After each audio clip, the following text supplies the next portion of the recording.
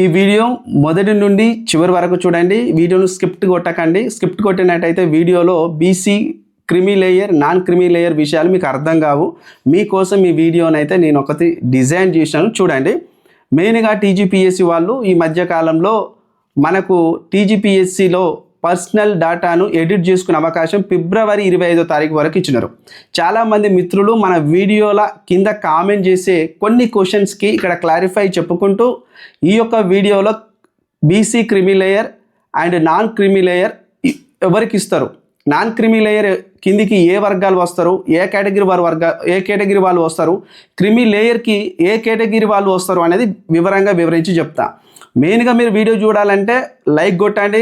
మీ యొక్క సమాధానాలు అంటే డౌట్స్ ఏమైనా ఉంటే దాని కింద మీరు రాయండి, నేను ఖచ్చితంగా దాన్ని రిప్లై ఇస్తే. సబ్స్క్రైబ్ చేసుకొని చూడండి. మెయిన్గా మళ్ళీ ఎవరైనా టీజీపీఎస్సీ వెబ్సైట్కి వెళ్ళి మీ పర్సనల్ డేటాను ఎడిట్ చేసుకోవాలనుకుంటే త్వరగా ఎడిట్ చేసుకోండి, సమయం లేదు. ఇక నుండి మనకు జరగబోయే ప్రతి రిక్రూట్మెంట్లో మీరు ఇచ్చే ఈ పర్సనల్ డేటా బేస్ చేసుకొని సర్టిఫికేట్ వెరిఫికేషన్ చేస్తామని చెప్పేసి మాట్లాడుతూ ఉన్నారు టీజీపీఎస్సీ చైర్మన్ వాళ్ళు. అయితే మెయిన్గా బీసీ వాళ్ళు, ఆ కేటగిరీకి చెందిన వాళ్ళందరూ నన్ను అడిగేది ఏంటంటే, చాలామంది మ్యారేజ్ అయిన మహిళలు, కొంతమంది యువకులు కొన్ని క్వశ్చన్స్ ఇస్తున్నారు నాకు. ఒక అబ్బాయి నాకు ఏమంటున్నాడంటే, అన్న నేను బీసీ వర్గానికి చెందిన వారను, నేను ఎప్పుడో నాన్ క్రిమీ లేయర్ తీసుకున్నాను, మళ్ళీ నాన్ క్రిమీ లేయర్కి అప్లై చేయాలా, క్రిమీ లేయర్ అప్లై చేయాలా అని అడుగుతున్నాడు.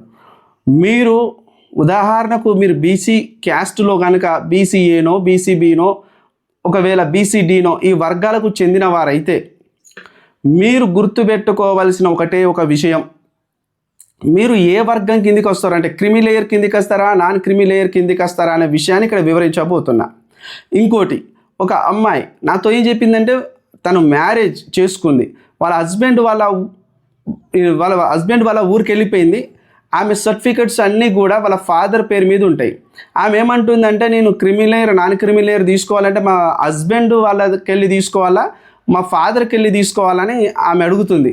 నేనేం చెప్తానంటే, మహిళలకు మ్యారేజ్ అయిపోయినా, మహిళలకు పెళ్ళిళ్ళు అయిపోయినా మీ యొక్క స్టడీ సర్టిఫికెట్స్, ఎస్ఎస్సి మేము ప్రతి ఒక్కటిలో సరనేమో మీ ఫాదర్ వాళ్ళది మీ తండ్రికి వెళ్ళే వస్తుంది, మీ నాన్నకి వెళ్ళే వస్తుంది. మీరు creamy layer, non creamy layer తీసుకోవాలనుకుంటే మీ ఫాదర్కి వెళ్ళే తీసుకోవాలా. ఉదాహరణకు ఒక అమ్మాయి మ్యారేజ్ అయిపోయి ఆమె ఒక ఐఏఎస్ ఆఫీసర్ను, ఐపీఎస్ ఆఫీసర్ను చేసుకున్నా కూడా ఆమె క్రిమీ లేయర్ కిందికి రాదు, నాన్ క్రిమీ లేయర్ కిందికి వస్తుంది. ఎందుకంటే వాళ్ళ నాన్న అక్కడ ఒకవేళ ఫార్మర్ అయి ఉంటాడు అనుకోండి, ఆయన ఒక నిరుద్యోగి అయి ఉంటాడు అనుకోండి, ఆయన ఒక టీచర్ అయి ఉంటాడు అనుకోండి, ఆమె నాన్ క్రిమీ లేయర్ సర్టిఫికేటే తీసుకోవచ్చు. ఎందుకంటే ఫాదర్కి వెళ్ళే సంక్రమిస్తుంది, ఆమెకి హస్బెండ్కి వెళ్ళి సంక్రమించదు. మళ్ళీ గుర్తుపెట్టుకోండి, ఎవరికైనా జన్మత తండ్రిలకి వెళ్ళే వస్తాయి ఏవైనా హక్కులు. పెళ్ళిళ్ళు చేసుకుంటే భర్తలకి వెళ్ళి, మామయ్యలకి వెళ్ళి, అత్తగారి ఇళ్ళకి వెళ్ళి రావు, గుర్తుపెట్టుకోండి. ఇంకోటి ఏంటంటే, ఈ తమ్ముడు అడిగిన ప్రశ్నకి ఇప్పుడు నేను చెప్పేది ఏంటంటే, క్రిమీ లేయర్ కిందికి వచ్చే వాళ్ళు ఎవరంటే బీసీలల్లా ఇప్పుడు సబ్ క్లాసిఫికేషన్ జరిగింది కదా, BCA, BCB, BCC, BCD, BCE ఇట్లా వచ్చింది కదా. ఈ వర్గాలల్లా సుసంపన్న శ్రేణికి ధనికంగా అంటే బీసీ రిజర్వేషన్ ద్వారా లబ్ధి పొంది ప్రభుత్వ ఉద్యోగాలు పొంది దాని ద్వారా అంతో ఇంతో డెవలప్ అయిపోయిన వాళ్లకు వార్షిక ఆదాయం 8 లక్షల పైన ఉంటే వాళ్ళందరూ కూడా క్రిమీ లేయర్ కిందికి వెళ్ళిపోతారు. ఒకవేళ మరి ప్రభుత్వ ఉద్యోగం, నాకు టీచర్ ఉద్యోగం వచ్చిందన్న, నాకు గురుకుల ఉద్యోగం వచ్చింది, నాకు కానిస్టేబుల్ ఉద్యోగం వచ్చింది, నాకు వీఆర్ఏ వచ్చింది, ఇంకొకటి వీఆర్ఓ వచ్చింది, ఇన్ని మేము అందరు క్రిమీ లేయర్ అయినంటే లేదు, మీరు అందరూ నాన్ క్రిమీ లేయర్ కిందికే పోతారు. ఈ క్రిమీ లేయర్లో స్పష్టంగా చెప్తుంది గైడ్లైన్స్. ఏం చెప్తుందంటే, ఫస్ట్ గ్రూప్ ఏ జాబ్స్ అంటున్నారు. గ్రూప్ ఏ జాబ్స్లో ఎవరెవరు వెళ్తారు? ఐఏఎస్, ఐపీఎస్, ఐఎఫ్ఎస్, కేంద్రంలో ఉన్న మొత్తం గ్రేడ్ ఏ కేటగిరీకి వెళ్ళే ఉద్యోగాలందరూ దాని కిందకి వెళ్తారు, వాళ్ళకి క్రిమీ లేయర్ వర్తిస్తుంది. మరి తెలంగాణ రాష్ట్రంలో ఎవరికి క్రిమీ లేయర్ వర్తిస్తుంది అంటే డిప్యూటీ కలెక్టర్స్, డిఎస్పీలు, ఏఎస్పీలు, అదేవిధంగా ఏసీపీలు, తహసీల్దార్లు, మున్సిపల్ కమిషనర్స్, వీళ్ళందరూ కూడా క్రిమీ లేయర్ కిందికే పోతారు. ప్రభుత్వ టీచర్స్ పోరు, నాన్ క్రిమీ లేయర్ కిందికే వస్తారు. చిన్న ఉద్యోగాలందరూ కూడా నాన్ క్రిమీ లేయర్ కిందికే వస్తారు. మీరు గ్రేట్ గెస్టెడ్ ఆఫీసర్ అయితే క్రిమీ లేయర్ కిందికి వెళ్ళిపోతారు. ఇవి క్లాస్ 1 ఉద్యోగాలకు వెళ్ళిపోతారు. క్లాస్ సి, క్లాస్ డి ఉద్యోగాలలో క్రిమి లేయర్ లేదు, నాన్ క్రిమి లేయరే. వీటిని మీరు స్థానిక మీ తహసీల్దార్ ఆఫీస్కి వెళ్ళి మీరు అప్లై చేసుకోవాలి. అయితే వీళ్ళు ఏం అడుగుతారంటే, మీరు వెళ్ళినప్పుడు మీ క్యాస్ట్ సర్టిఫికేట్ అడుగుతారు, మీ పాత ఇన్కమ్ సర్టిఫికేట్ అడుగుతారు, మీరు ఓబీసీ తీసుకొని ఉంటే ఆ ఓబీసీ సర్టిఫికేట్ కూడా అడుగుతారు. అరే మేము బీసీలం కదా, ఓబీసీ ఏంది అని మీకు డౌట్ రావచ్చు. ఓబీసీ అంటే సెంట్రల్ గవర్నమెంట్ దాన్ని కన్సిడర్ చేస్తుంది, అదర్ బీసీ క్లాసెస్ అని అర్థం. అయితే ఈ అదర్ బీసీ సంబంధించింది సెంట్రల్ ప్రభుత్వ ఉద్యోగాలకు మీకు అవసరం. ఓబీసీ సెంట్రల్ ప్రభుత్వం, ఉదాహరణకు that's like group D staff selection commissions, ఇంకొక ఏమైనా ఇప్పుడు సివిల్స్ ఉద్యోగాలకి వాళ్ళు అక్కడ కన్సిడర్ చేస్తారు. తెలంగాణ రాష్ట్రంలో బీసీ సర్టిఫికెట్స్ ఇవి కన్సిడర్ చేస్తారు కులాల వారీగా. కాబట్టి రెండిటికి తేడా ఇది ఉంది. కాబట్టి తమ్ముడు, మీరు ఎప్పుడు ఎన్ని సంవత్సరాల క్రితం మీరు నాన్ క్రిమి లేయర్ తీసుకున్నా ఫ్రెష్గా తీసుకోవాల్సిందే. దాన్ని ఖచ్చితంగా మీరు మీ సంబంధిత అప్లికేషన్స్లో పెట్టాల్సిందే. ఇప్పుడు నాన్ క్రిమి లేయర్ అనేది తహసీల్దార్ ఆఫీస్కి వెళ్తే ఇస్తారు.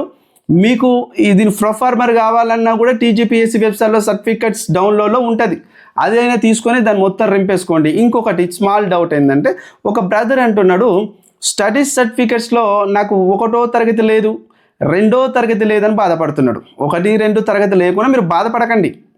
ఎందుకంటే మనము నాన్ లోకల్ క్యాండిడేట్స్గా గుర్తించబడాలంటే 1 నుండి 5th వరకు, 1 నుండి 7th వరకు దీనిలో ఈ 7 సంవత్సరాలు గరిష్టంగా మీరు ఎక్కడ విద్యను అభ్యసించినా అది మీ లోకల్ డిస్టిక్ కిందకి వస్తుంది. మీరు 1వ తరగతికి 5వ తరగతి వరకు ఉదాహరణకు మెదక్లో చదివారు అనుకోండి, అది మీ లోకల్ జిల్లా అవుతుంది. ఒకవేళ 1 నుండి మీరు 6వ తరగతి వరకు మీరు కరీంనగర్లో చదువుకున్నారనుకోండి, అది మీకు లోకల్ జిల్లా అవుతుంది. ఒకవేళ ఈ 1 నుండి 7ల 4 తరగతులు మీరు నల్గొండలో చదువుకున్నారు, 3 తరగతులు హైదరాబాద్లో చదువుకున్నారు అనుకోండి, మీ లోకల్ జిల్లా నల్గొండ అని అవుతుంది. ఇంకోటి ఏమడుగుతున్నారంటే, అన్న చాలామంది అడుగుతున్నారు, అన్న మేము మా సొంత ఊరు ఉదాహరణకు నల్గొండ అనుకోండి, వాళ్ళు ఇప్పుడు హైదరాబాద్లో నివాసమై వెళ్ళిండు బతుకు తెరువు కోసం, అంటే ఏదైనా జాబ్ ప్రైవేట్ జాబ్ రీత్యా వెళ్ళిపోయారు. మేము ఈ యొక్క BC certificates creamy layer non creamy layer సంబంధించి మేము హైదరాబాద్లో తీసుకోవాలా, నల్గొండలో తీసుకోవాలా అంటున్నారు.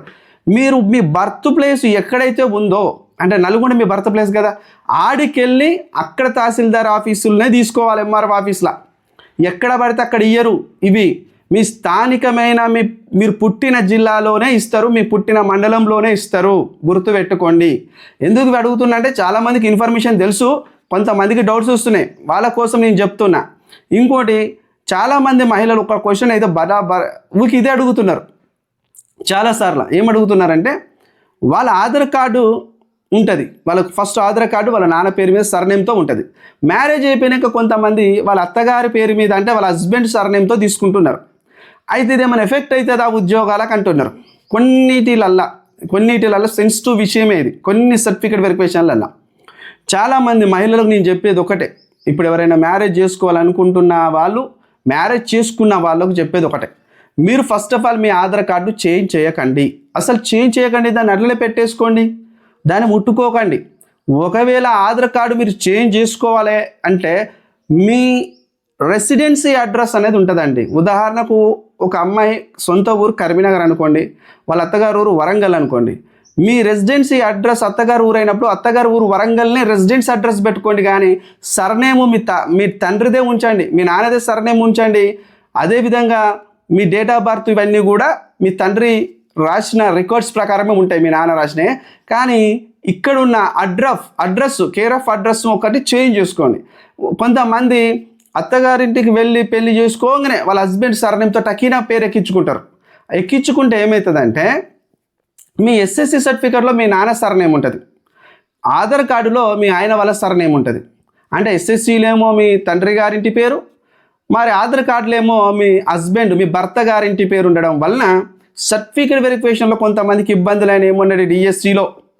సో చాలా మట్టుకు అమ్మాయిలందరూ ఇక్కడనే ఇబ్బందులు పడుతున్నారు ఈ సర్నేమ్ల కాడ. మళ్ళీ చెప్తున్నా, ఇలాంటివి మార్చుకోకండి, వాటిని అలానే పెట్టండి.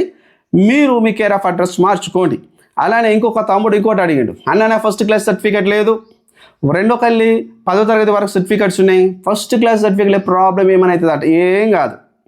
మొన్న డిఎస్సిలో హాస్టల్ వెల్ఫేర్లో పెద్ద పెద్ద ఎగ్జామ్స్ జరిగిందంటే సర్టిఫికేట్ వెరిఫికేషన్లో వాళ్ళు 1 నుండి 7వ తరగతులల్లా ఎక్కువ ఎక్కడ చదివినో గా స్టడీ సర్టిఫికేట్లో చూసిర్రు. నీ 1వ క్లాస్ స్టడీ సర్టిఫికేట్ మిస్ అయింది, ఎక్కడ తెచ్చుకోపో అని పరిగెత్తియలే.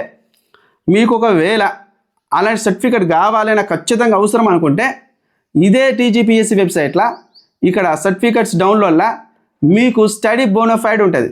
ఆ 1వ తరగతి నువ్వు ఎక్కడ చదువుకున్న స్కూల్ బంద్ పెట్టి మూతబడి ఉంటే ఈ బోనఫైడ్ తీసుకొని నీ పర్సనల్ డీటెయిల్స్ నింపి మీ స్థానిక తహసీల్దార్ ఆఫీస్కి వెళ్ళి ఎంఆర్ఓ గారితో సంతకం పెట్టించుకొని దీన్ని అప్లోడ్ చేయించుకోవచ్చు.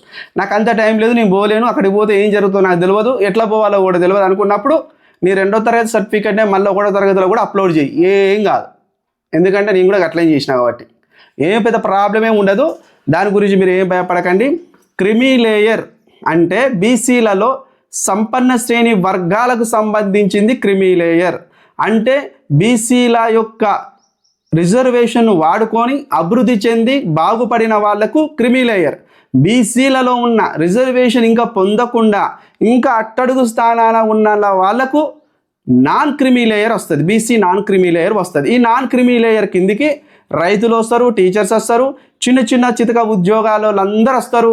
మీ వార్షిక ఆదాయం 8 లక్షల కంటే ఎక్కువ ఉండద్దు. 8 లక్షలకి వెళ్ళి కిందికే ఉంటే మీకు నాన్ క్రిమీ లేయర్ వస్తుంది. 8 లక్షల కంటే ఎక్కువ ఉంటే క్రిమీ లేయర్ వస్తుంది. మీరు క్రిమీ లేయర్ నాన్ క్రిమీ లేయర్కు మధ్య ఉన్న డిఫరెంట్ మీకు అర్థమయ్యే ఉంటుంది. దీనికి సంబంధించిన పూర్తి విషయం అయితే నేను మీకు చెప్పిన. ఇంకేమైనా వాటి మీద వీడియో చేయాలన్నా, ఈడబ్ల్యూఎస్ పైన చేయాలనుకున్నా, ఇంకా ఎస్సీ వర్గీకరణ, ఎస్సీ సంబంధించిన క్లాసిఫికేషన్ పైన చేయాలనుకున్నా మీ డౌట్ నాకు చెప్పండి, ఖచ్చితంగా వీడియో రూపకంగా మీకు అందిస్తా. వీడియో నచ్చితే లైక్ చేయండి, కామెంట్ చేయండి, సబ్స్క్రైబ్ చేయడం మాత్రం మర్చిపోకండి. Signing off. ఇంకోటి మళ్ళీ ఒకటి చెప్తున్నా, టీజీపీఎస్సీ వెబ్సైట్లోకి వెళ్ళి త్వరగా ఎడిట్ ఆప్షన్ చేసుకోండి, అది మీకు చాలా మేలు అవుతుంది. Okay, thank you.